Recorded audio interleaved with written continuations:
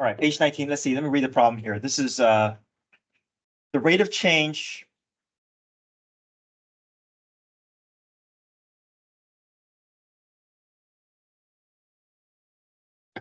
of the sell price of toilet paper can be modeled by the differential equation. ds dt equals 1/20th s times p prime of 0.5 t. Find the general solution for s of t using separation of variables. So this differential equation is basically going to tell us how fast the price of toilet paper is changing over time. And then if we were to accumulate the rate over a period of time, then we can actually find the actual sell price at any moment in time. Okay, so we know we got to solve the differential equation. So we're going to have to cross multiply, but let's go ahead and set everything up with numerator and denominator. Now, this is not one of those X and Y variables here. So we have to think about how we want to associate these other variables, right? So what do we want to, instead of X, we're going to have what? T, yeah. So anytime you have a differential equation and you're uncertain which one is the X and which one is the Y, your T is always going to be the X. In this case, what is our quote unquote Y variable going to be? S, yeah. So if you look at this ds dt, that's indicating to you what the two variables are. Whatever's in the denominator, that's going to be your independent variable. Whatever's in the numerator, that's your dependent variable. So your t is your x, s is your y. So we're going to cross multiply that way and rearrange that way. But let's go ahead and get this right side to be just one fraction so that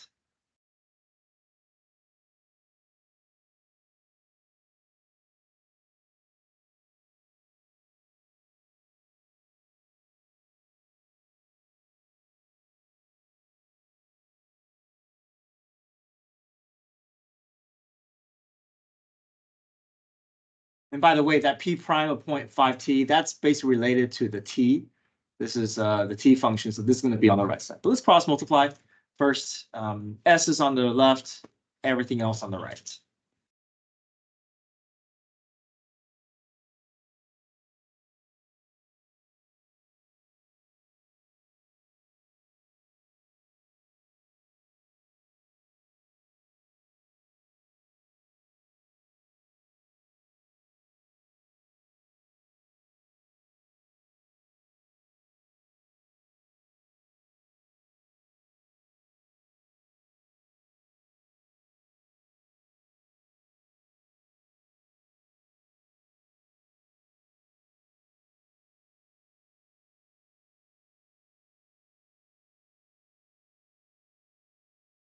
Okay, so what do you see out of place here? What should we move? Because, well, first off, ds and dt, those are in their right places, right? We have that ds, we have that dt.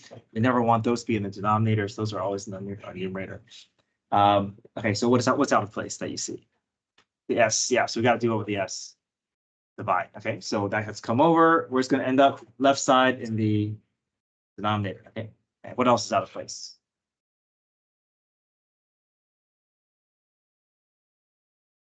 And this was not as important. We don't have to move this, but I think it's just helpful to go ahead and move it anyways. The 20, yeah, that 20, it doesn't mess up, but eventually that 20 has to come over to the right side anyway. So if we just, you know, the more that we can tidy up this equation, the less we have to do later on. So yeah, so I'm going to do a double division here. Sorry, let me write it this way here.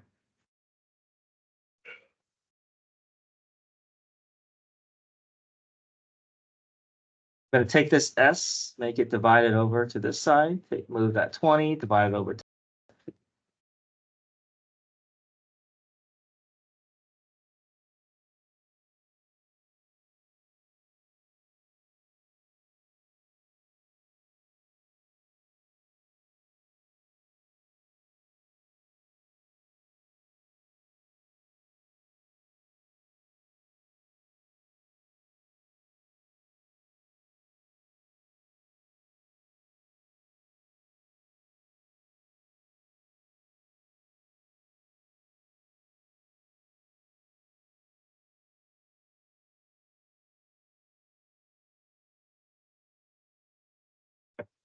Okay, so now that we have full separation, we can involve our integral here. Left side. What's the integral going to be? Yeah, just natural log of s. There's no need for u substitution. We never want to do u substitution if it's just of u equals s, right? Then you're just, it's not wrong if you do that, but it's just unnecessary steps. We only want to really use u substitution if we see that we're trying to simplify the problem that we want to solve. But this is already as simple as it gets, just one variable. Yep, so it's natural log absolute value of s. But the right side, we're going to do a little bit of what? U substitution, right? What's our u value? Yeah, yeah. So the parentheses is there to help us. If we are unsure what the u value is, it's not a guarantee that the u value is always what's inside the parentheses, but that's a good place to start, right? See if that works. That's usually going to be how it's going to be. So I'm going to pull that 20 out as 1/20th.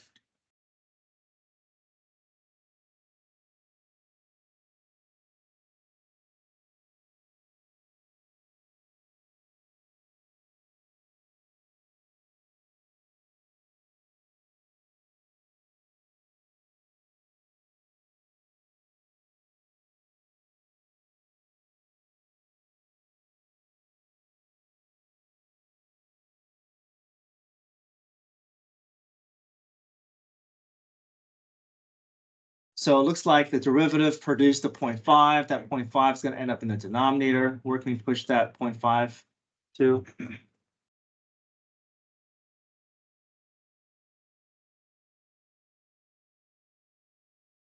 Outside. Outside, yeah. So I could do 1/20th times 1 over 0.5, which is really 2. So 2 over 20 gives us 1/10.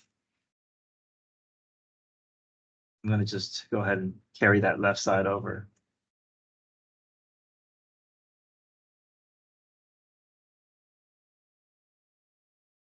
Okay, so this is a function notation. We're not going to do power roll here. What is the integral of p prime going to turn into? Just p, yeah, yeah. So we're just going to make that derivative rise up to the function level.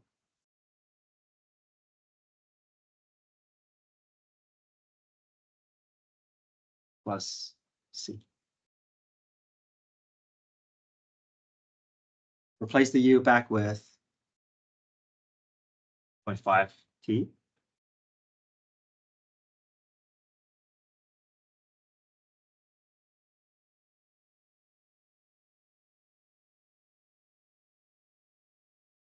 Oh, looks like there's no order pair to solve. We just have to get the s by itself. It just says find the general solution. So we want to clean up that left side. No need to solve for c, just have to get that s by itself. What can we do to, yeah, raise both sides, right? With base e, yeah. E and natural log works together to cancel out. E to the 1/10, e of 0.5t plus c. We want to separate that c away from the rest of the expression. I can rewrite this as what?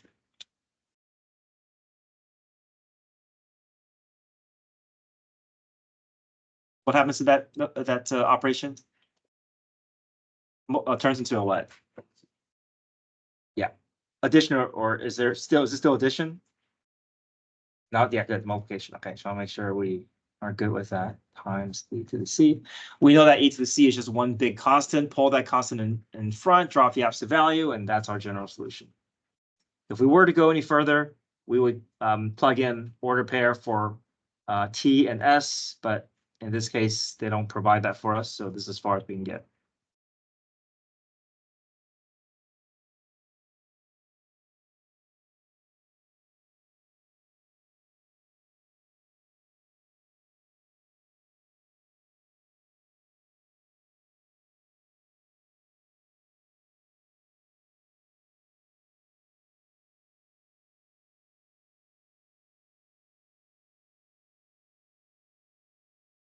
Okay, number 2, let y equals k of x be the particular solution to the differential equation.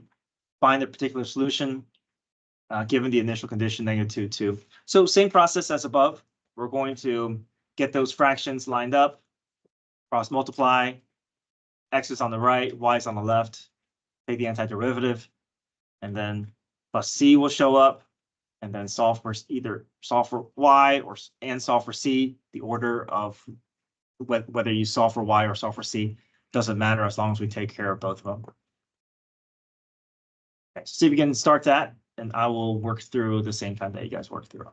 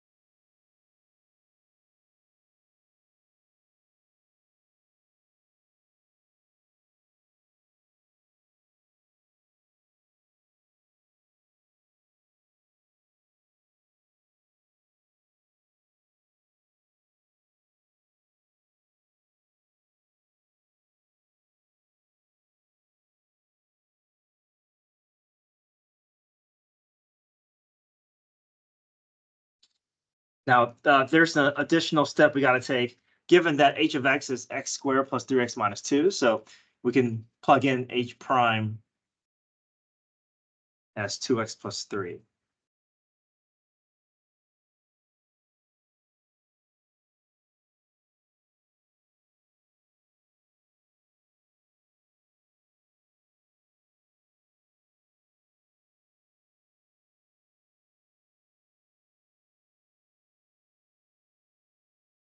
Mm-hmm.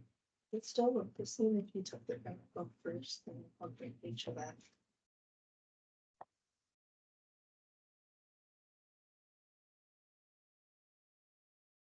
Yes, that's fine too.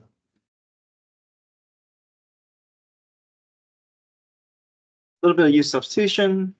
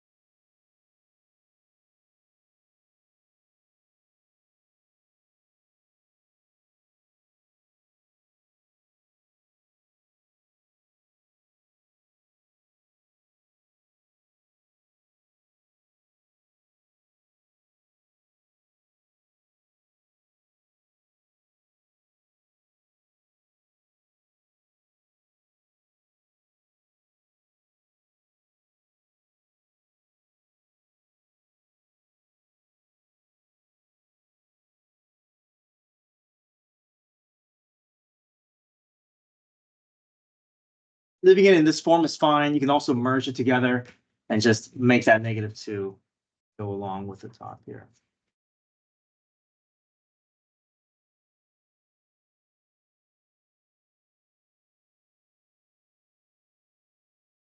Either is fine though.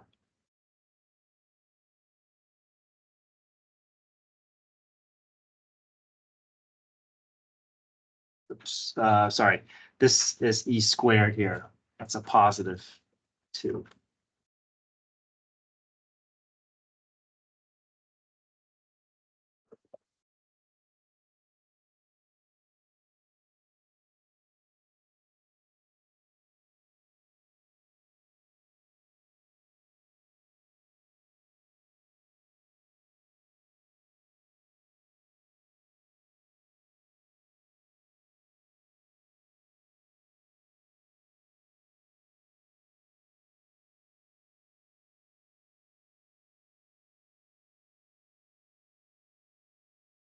Riemann sums here, page 20.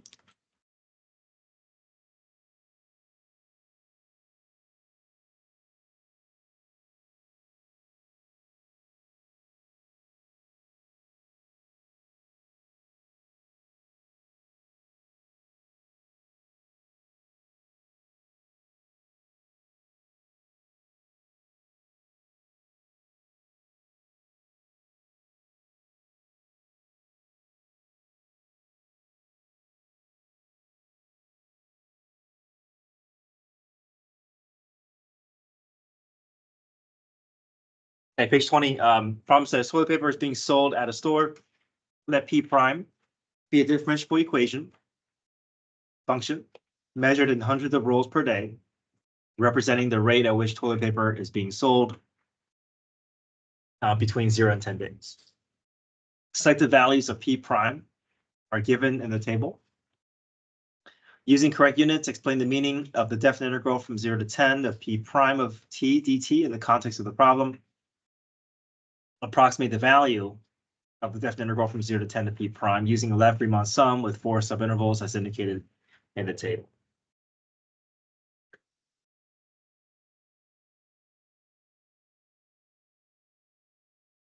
Okay, so we know that P prime is rate at which toilet paper is being sold per day. So it's number or hundreds or numbers of toilet paper per day. So if I want to take the integral of P prime, what's going to happen with the units? Just going to be in terms of toilet paper, right? Because you know that this integral is going to fundamentally change what P prime is doing. It's no longer going to be P prime. It's now going to be the number of toilet paper, right? So what do you think? What can we say then about what this is telling us?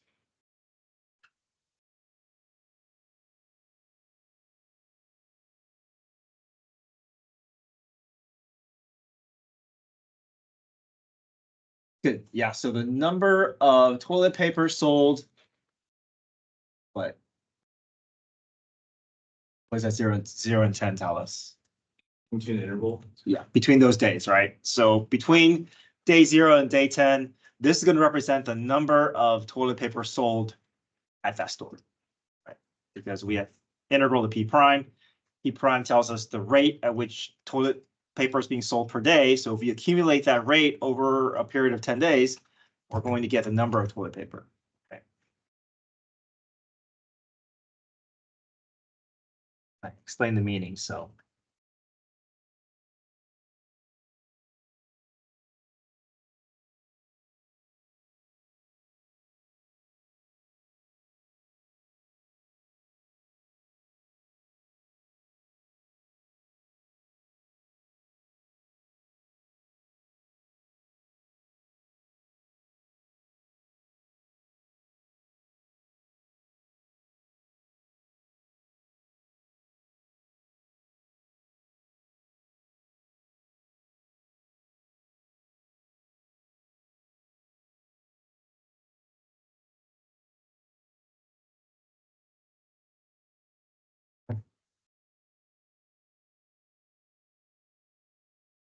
Okay, we want to use left Riemann sum to approximate the number of toilet paper sold. So we know left Riemann sum, we have to produce these areas of rectangles.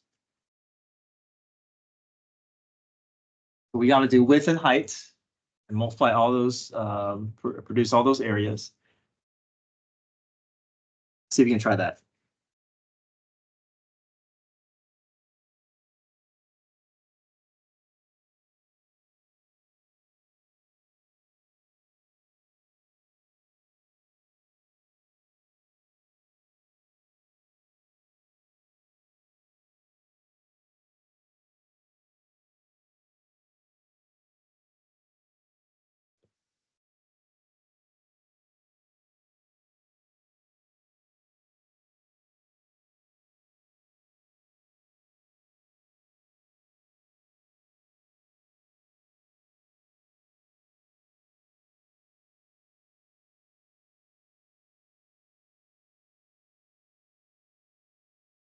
Okay, so width times height.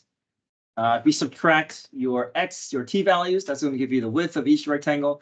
You want to choose the left height of each subinterval because it says left Riemann sum. So 1 times 3.2, 2 times 2.4, 4 times 4.7, 3 times 3.0, 35.8. Now remember this, each number represents hundreds of rolls.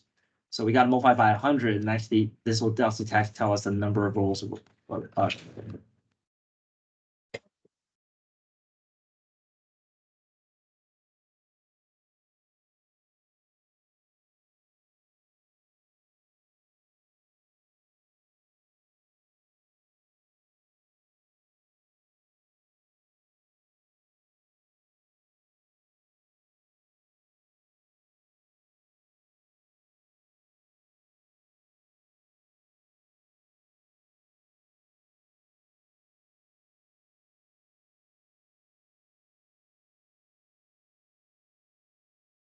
Part B, estimate the value of P double prime of 5.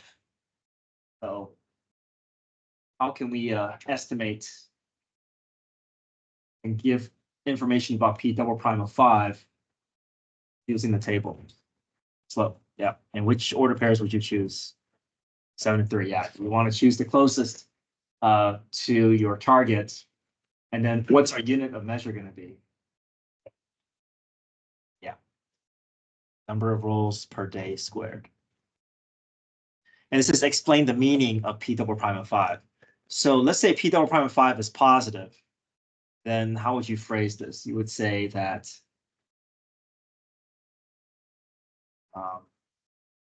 the rate at which the number of rolls is being sold is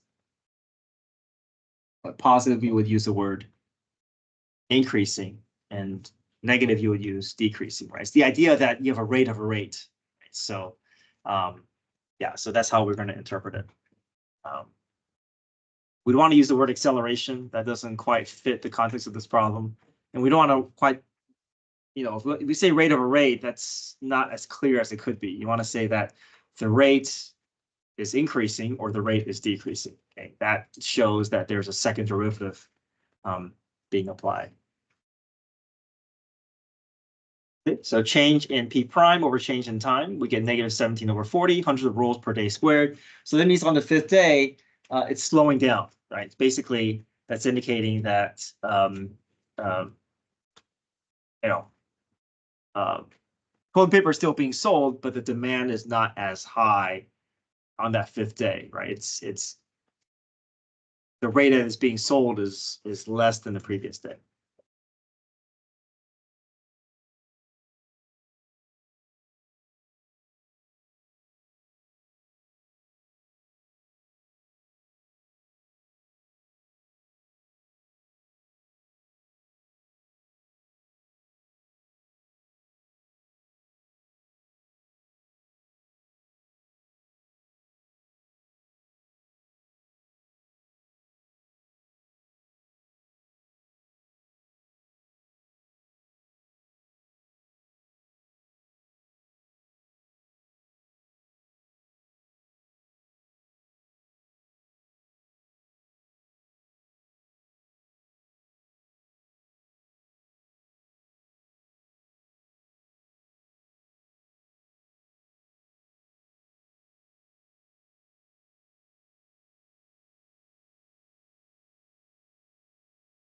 explain why there must be a value C such that P prime of C is equal to 2. We see that there's going to be a P prime of C equal to 2 from 0 to 10. And how does a table show us that we can guarantee a P prime of C equal to 2? And when do you expect, or when can we guarantee that there's a P prime of T equal to 2 on what interval?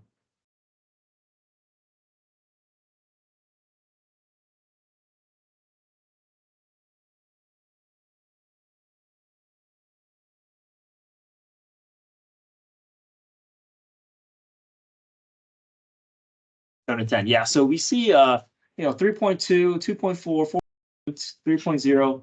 Now from 3.0 to 1.2, right? It's got to hit 2.0 somewhere between. I mean, it could hit 2.0 somewhere in here, but we can't guarantee it, right? It doesn't have to go all the way down to 2.0 to get from 3.2 to 2.4, but it's got to cross 2.0 if I want to go from 3.0 to 1.2. So you remember what theorem this is referring to? IBT, yeah. So, but if we want to guarantee a slope of a value, then we will use mean value theorem. Here, there's no slope involved. We just rely on just looking at those numbers.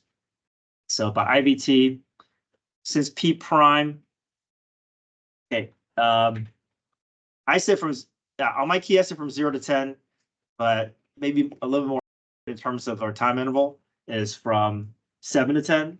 So we can say P prime of 7 is equal to 3.0, and we can kind of narrow down that search a little bit better. But it doesn't ask for a value of C. It's just, is there a value of C? Is there a value of 2 on that interval? This proves it. We can also say from 7 to 10. As long as our endpoints are one is higher, the other is lower than our target, then we've made the appropriate justification.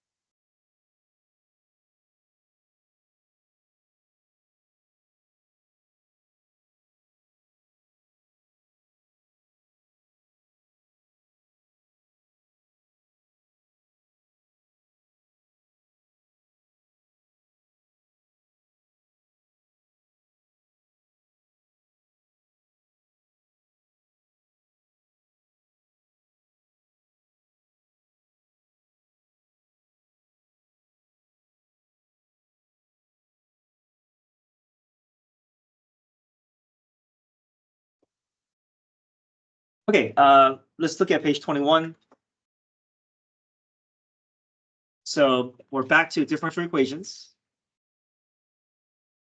Watermelons are beginning to come in season, and the warehouse is receiving the watermelons over a period of time.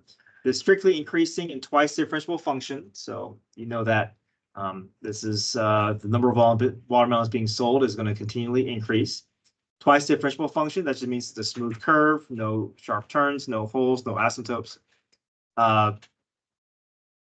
And the total number of watermelons in the warehouse after 0 weeks, it is thought that W will satisfy the differential equation dW dt equals T times W minus 9. So this is the rate that watermelon is entering into the warehouse, or entering into the warehouse. W is measured number of watermelons. T is measured in weeks. At T equals 2, there's 10 watermelons in the warehouse. Okay, write an equation to the tangent line. So this one, we're not solving differential equation. We're just going to do tangent line equation, which means find your order pair, find your slope, point slope form, and then put it into and then do linear approximation from there. So tangent line equation, we're used to X's and Y's. So let's start there and see if we can adapt to the variables that we want to work with. So instead of X, we're going to have what variable to represent X? T. Instead of Y, we're going to use W.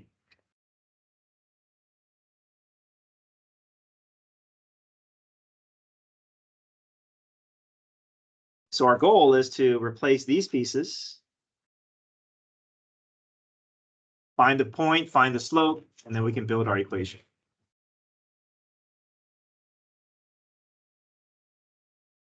Gives us 210, right? So we know that 2 weeks in, 10 watermelon. How can I find the slope?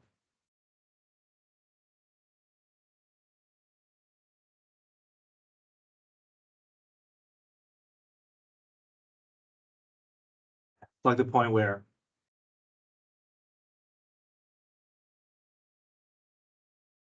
into dw dt. That's your slope formula, right?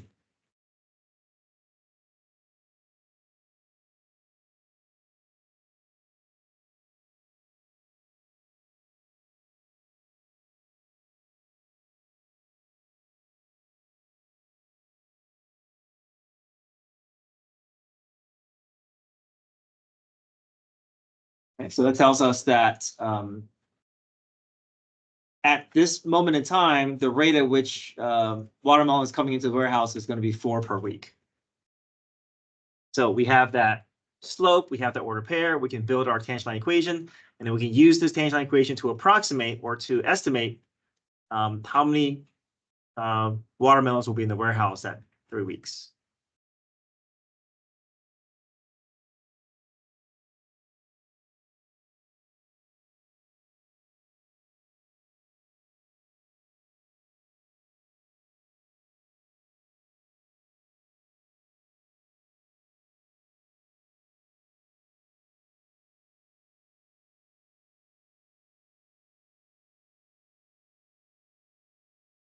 So once we have our tangent line equation, we're ready to do our approximation, plug 3 in for t.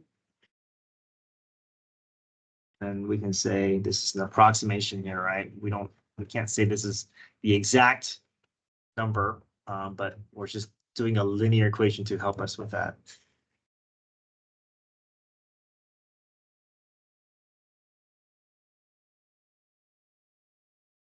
So we can say there are approximately, this is a linear approximation, there are approximately 14 watermelons at t equals 3 weeks.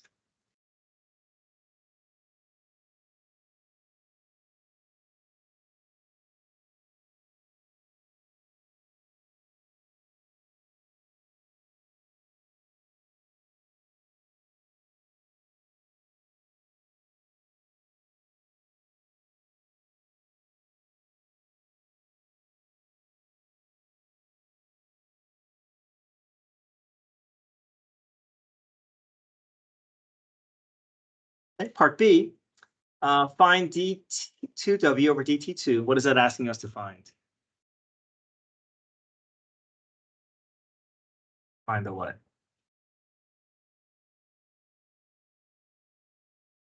What does that notation mean? Second derivative, yeah. And it says use second derivative to determine your approximation, whether you are overestimating or underestimating. So the idea is that if we can figure out what the second derivative value is, and then look to see if it's positive or negative, then we know our graph is either concave up or concave down. And if our graph is concave up, our linear approximation is always going to under approximate because any linear graph is going to sit below the curve. But if I have a concave down graph, then any linear approximation is going to sit above the curve, which is going to be an over approximation.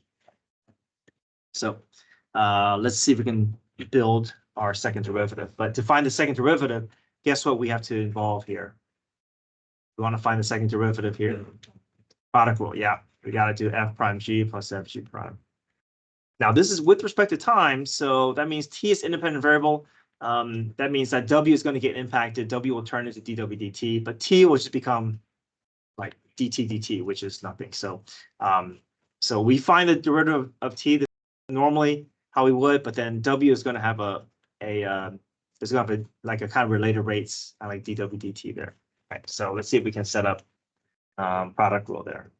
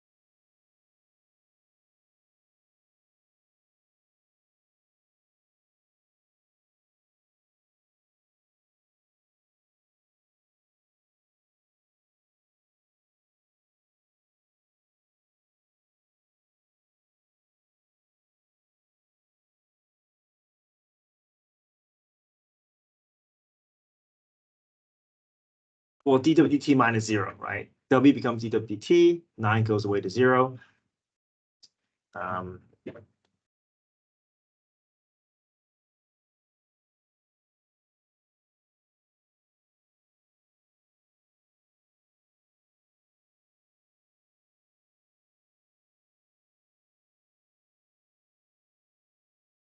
Okay, what do we do with this dWdt? Let's go ahead and just replace this with our original equation, so we can just have that to work with. Okay, so now everything's in terms of T and W, replace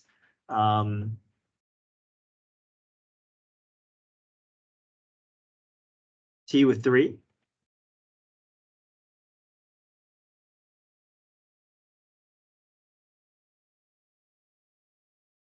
Now we have the approximation from part A, right? So we can use this order pair, 3, 14, to figure out whether this is positive or negative, right? So 3 insert itself for T, 14 goes in for W, and all we care about is if it's positive or negative. And we're going to end up getting a positive number. So we don't really, the number is not that important. It's whether it's positive or negative. And that positive number just tells us that our graph must be concave up, right? Positive second derivative means concave up, which means that we can guarantee it's under approximation, right? If my shape is concave up, any line that is going to skim the surface of the graph is always going to sit below the graph, and that line is always going to underestimate.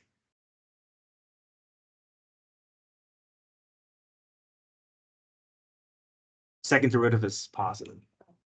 So if it's negative, it's concave down. Positive would be concave up.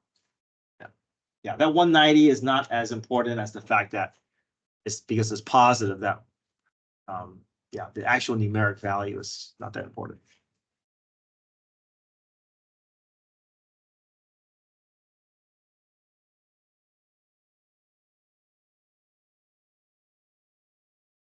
Okay, next 3 minutes, see if we can make progress with part F. Part F is solving differential equations. So we want to cross multiply. Eventually the W is on the left, T is on the right. Then take the antiderivative.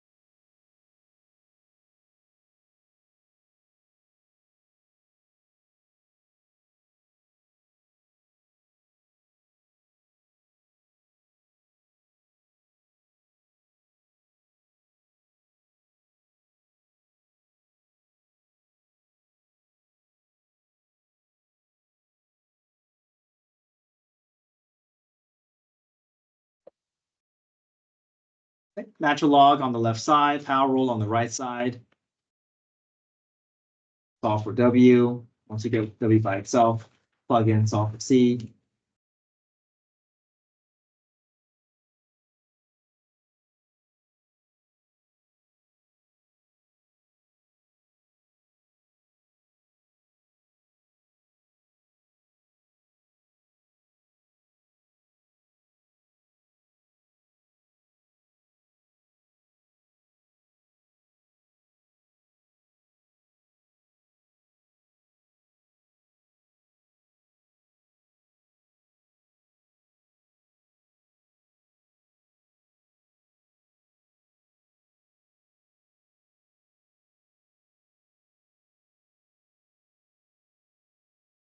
All right, your quiz is tomorrow.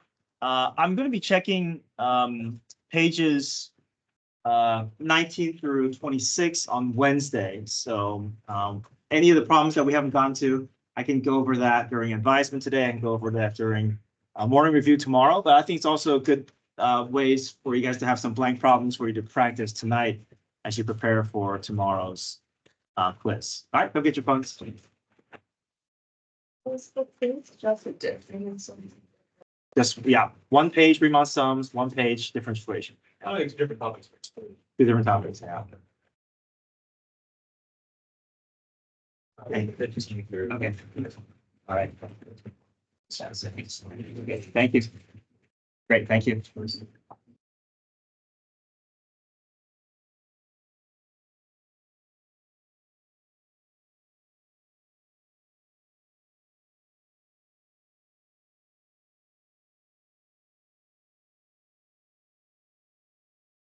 Thank you.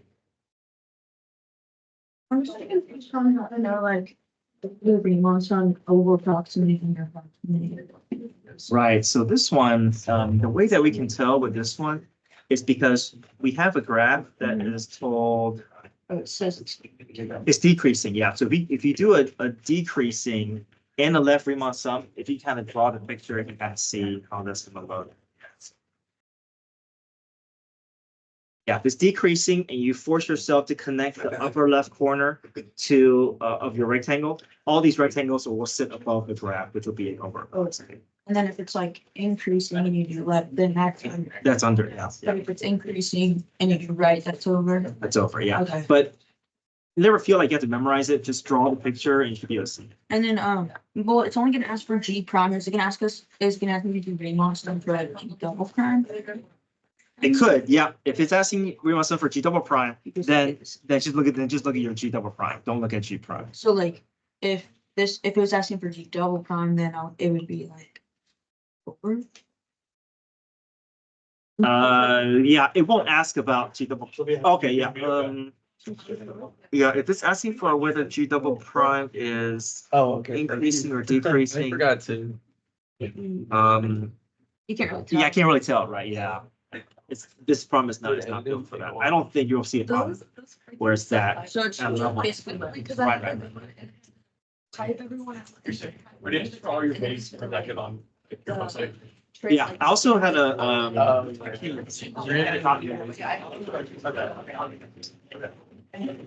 ready to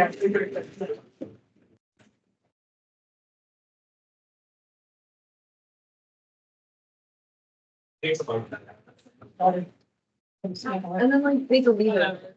Really? So you had to do them like twice? Because I was doing it on my computer in our car when I was in Florida and I unplugged my phone and it said it's faded. Yeah. And then I get back to it. So you said you'll be here during advisement? yeah. That's I miss. Have a good day. See you. I came from the farm, I got this. I said, Oh. like I said, yes, you added these videos too. Yeah. I don't work right now. So I can't. That's so.